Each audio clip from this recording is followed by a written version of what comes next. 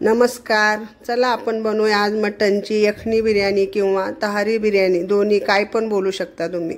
त्याच्यासाठी घेतलंय अर्धा किलो मटन, 150 ग्राम दही, 1 टमाटर, 4-5 हिरव्या मिरच्या, गरम मसाला पावडर, धना पावडर, लाल मिरची पावडर, हळद, मीठ, कोथिंबीर, थोडासा पुदिना आणि कच्चा कांदा. हे सर्व आपण चांगलं मटनला व्यवस्थित लावून घेऊया.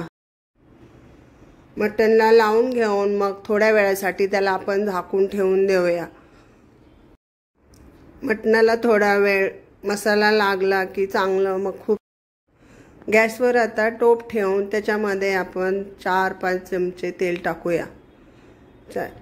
तेल थोडंसं गरम झालं की मग त्यामध्ये खडे मसाले घालून घ्या. तेजपत्ता, चक्री फूल, लवंग, मिरी, दालचिनी.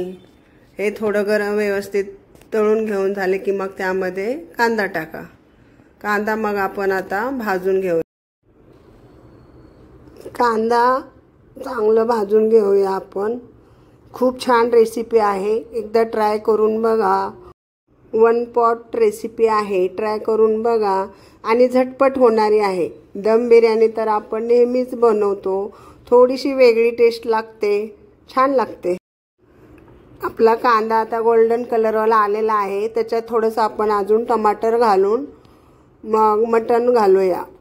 मटण घालून थोडा वेळ आपण त्याला असंच भाजून घेऊया. त्याच्यामध्ये अजून थोडीशी लाल पावडर आणि चमचे बिर्याणी मसाला टाकून व्यवस्थित हलवून घेऊ. मध्ये मध्ये असंच हलवत राहून थोडा वेळ शिजायला द्यायचं. मटणचंच थोडं पाणी सुटेल. परत दही पण घातलेलं आहे, त्याच्यामध्ये थोडा वेळ शिजतं.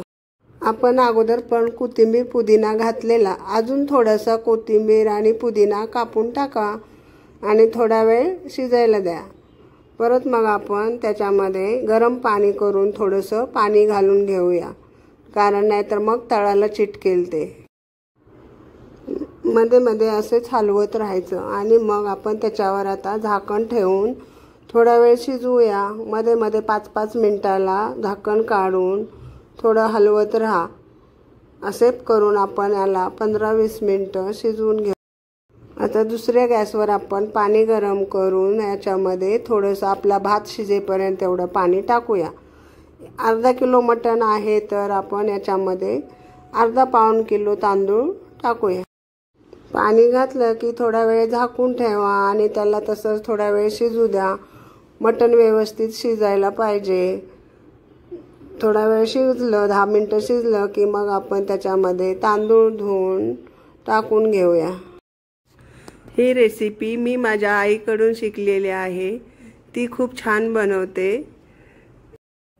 आता आपण तांदूळ घातल्यावर व्यवस्थित हलवून घेऊया आणि त्याच्यावर झाकण ठेवून आपण गॅस बारीक करून शिजायला देऊ. बिर्याणीला मध्ये मध्ये 5-5 मिनिटाला हलवत राहा आणि अजून मीठ वगैरे बघून थोडंसं मीठ टाकून घ्या. त्याला आपण आता झाकून ठेवून देऊया.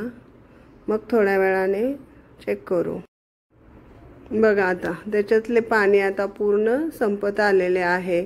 बिर्याणी आता आपली दम द्यायला आलेली आहे. तर व्यवस्थित आपण त्याला हलवून घेऊन मग त्याच्यावर आपण कोथिंबीर आणि थोडासा पुदिना कापून त्याच्यावर टाकून घेऊया आणि झाकण ठेवून आपण त्या झाकणावर काहीतरी वजन खलबत्त्याचा दगड वगैरे असा ठेवूया, म्हणजे साईडने त्याची हवा जायला नको. 15-20 मिनिटात मग आपली बिर्याणी तयार होते. बंद करून द्या आणि मग 5-10 मिनिटाने सर्व करायला घ्या. हे बघा आमची माऊ पण कशी येऊन बसलेली आहे बिर्याणी खायला. बघा कसा मस्त वास सुटलाय. आम्ही तर लगेच आता जेवायला बसतोय.